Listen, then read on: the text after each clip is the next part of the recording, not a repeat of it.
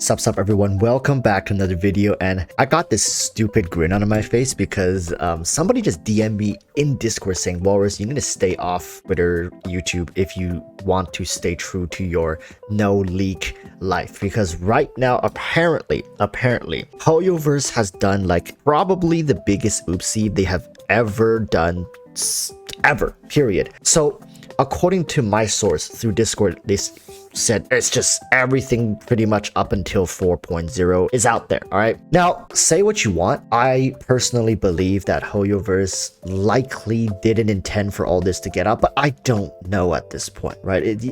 For a company that makes this much money, who also have actively said publicly, we are against leaks, we are combating leaks, we are sending lawsuits, we are suing people for tens of thousands of dollars for sharing leaks.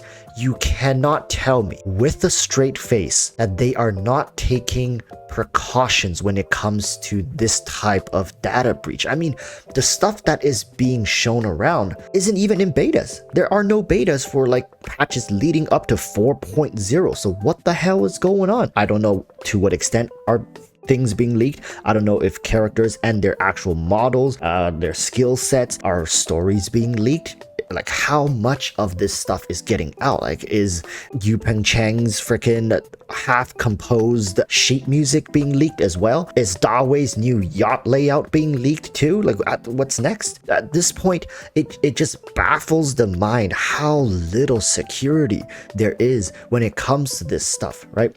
And you can bet that I'm going to be staying away from Twitter. I'm going to be staying very far away from random non-legitimate Genshin Discord channels, right? You just can't control this. I have to tighten security on my Discord channel to assure none of this stuff makes it to mine, because apparently HoYoverse holds us content creators to a certain standard as well for our like Discord channels.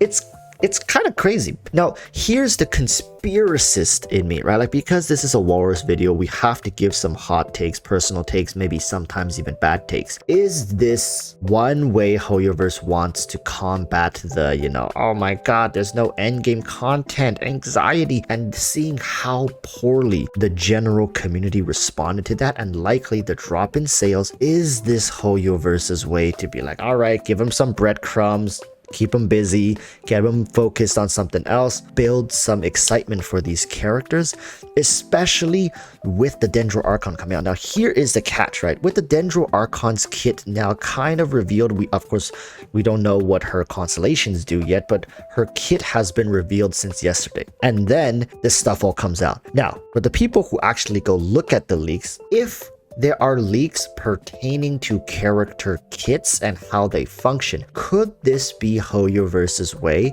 to get you guys already thinking about potential synergies between one of the best characters released in Sumeru, which is going to be the Dendro Archon, and future character synergies? This could get people excited, get people's brains running around and focusing on potential gains that are to be coming in the future, and in turn keep people's interest at a higher level. I don't know, like, this could be a very big stretch, but if you think about it, for HoYoverse, they don't have any incentives to actually show you guys a roadmap, and I've talked about this so many times in the past, but I'll just reiterate the key point as to why, okay? So here's the thing. Why does HoYoverse prefer to leak stuff themselves and share it in the form of leaks as opposed to giving you guys a roadmap, right? Here it is. The reason is accountability.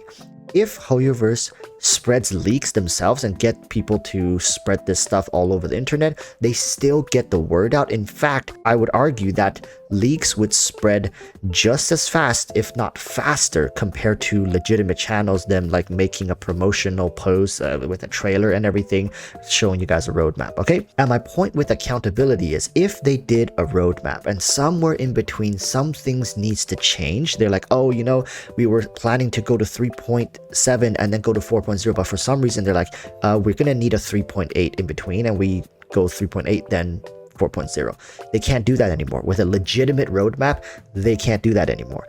Everything is set in stone. There's no flexibility. They can't move around anymore. So that's why I think HoYoverse prefers to share this stuff in the form of leaks, so that if people do end up complaining, it's like, hey, they weren't legitimate information, or it was just leaks. You guys can't say we did something, right?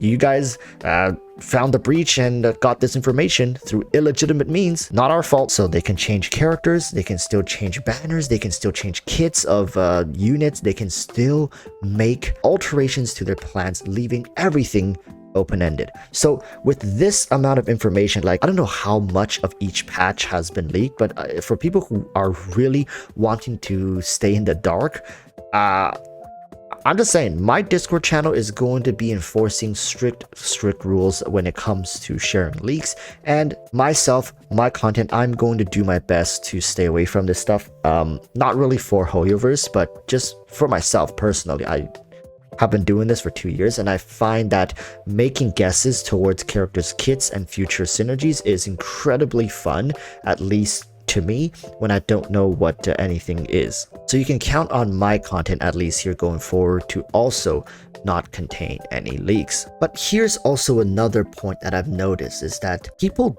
don't seem to care as much this time around. Maybe it's because I'm surrounded by the Western player base, and especially with the interview article, whichever one you guys want to call it, the GameSpot article being released, I really do feel like a huge portion of the community has just been turned off when it comes to characters, power scaling, synergies. Not like the game has changed at all, it's just people don't seem to be as upbeat about this stuff anymore, and I completely understand why, right? It's just that there's a lack of purpose, there's a lack of reason to get excited, right? You pull for characters to do what? To pair them with other characters? I mean, I'm sure some of you guys just want to have them sit around a level 1 in your teapots and never touch them, but for the majority of you guys are wanting to play with the characters, level them up, build them, put them in strong teams or fun teams that you guys can come up with in your heads, be like, I want to pair this guy with this guy and that and that. It might not be the best meta-wise, but it could be fun. However, once you know there was never ever going to come a scenario to put this stuff to the test, I can see people really getting turned off, and especially with this waves of leaks coming out. We've seen smaller leaks come out with more exposure. Like honestly, I haven't heard of anything. If it isn't for the person telling me through Discord, I wouldn't have known at all. So please, people, tell me in the comment section, do you really care at this point? How many of you still care about what's coming in 3.5, 6, 7, 4.0? Does any of this stuff still excite you?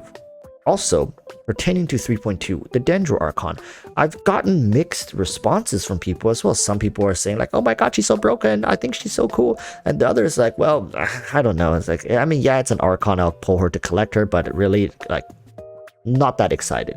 I don't know, people. Right now, we're on the cusp. Like, 3.0, 3.1, 3.2, these are like the 3 biggest patches of the year, but I can't help but notice people just not being as excited as I remember they were for Inazuma.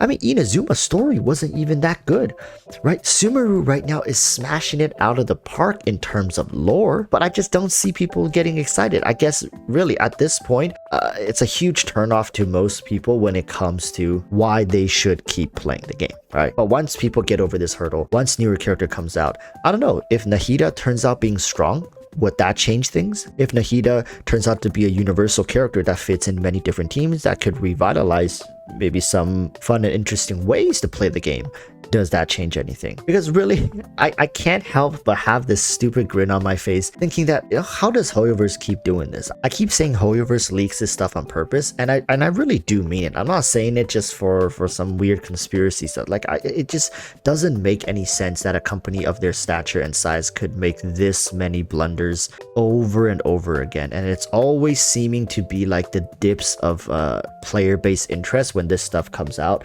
right? We're on the cusp of 3.2 arriving with the Dendro Archon, but they're noticing people not being as excited. Interests have been dipping since the article, so they just release a bunch of stuff to get people excited. I don't know, is it gonna work again? We'll see, I guess. So thank you guys so much for watching this. Like, again, comment down below, like, what are your thoughts on this situation? Crazy that it happened like right around the 3.2 live stream. I'll see you guys in the next one. Till then, stay safe, peace, bye.